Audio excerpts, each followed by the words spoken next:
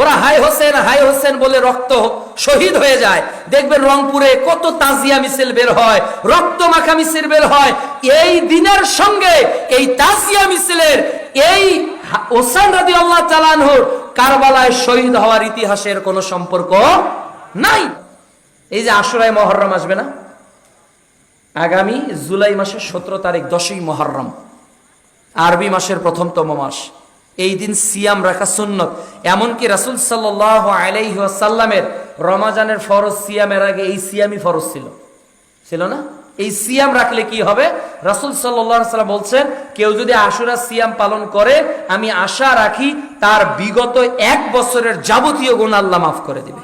সুবহানাল্লাহ। এই সিয়াম আমরা কেন রাখি বলেন তো? আশুরা সিয়াম কেন রাখি? কেন রাখি?